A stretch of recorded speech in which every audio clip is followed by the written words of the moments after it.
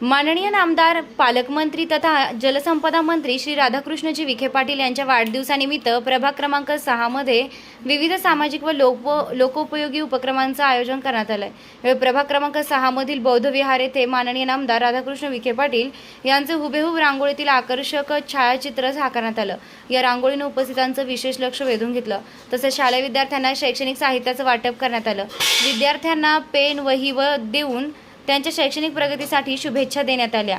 याशिवाय जिल्हा परिषद शाळेत वृक्षारोपणाचा कार्यक्रमही पार पडलाय। हा वृक्षारोपण कार्यक्रम सौ धनश्रीताई विखे पाटील यांच्या हस्ते संपन्न झाला।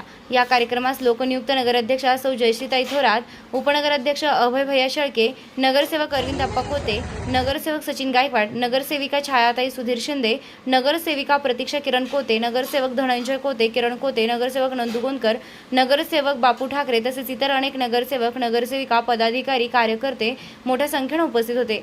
माननीय नामदार श्री राधाकृष्णजी विखे पाटील यांच्या वाढदिवसानिमित्त आयोजित करण्यात आलेल्या या सामाजिक उपक्रमांमधून शिक्षण, पर्यावरण संवर्धन, सामाजिक बांधिलकीचा संदेश देण्यात आला आहे।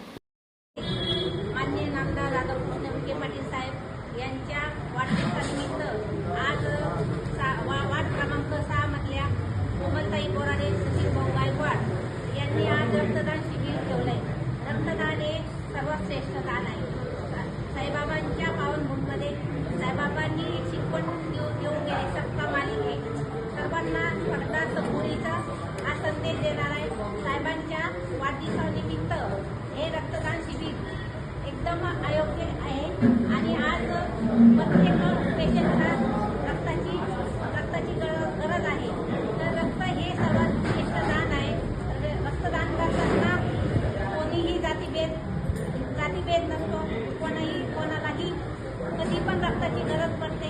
तर साहेबांच्या वाढदिवसानिमित्त आज सचिन भाऊ गायकवाड आणि कोमलताई बोराडे यांनी हे सर्वश्रेष्ठ दान केले आहे।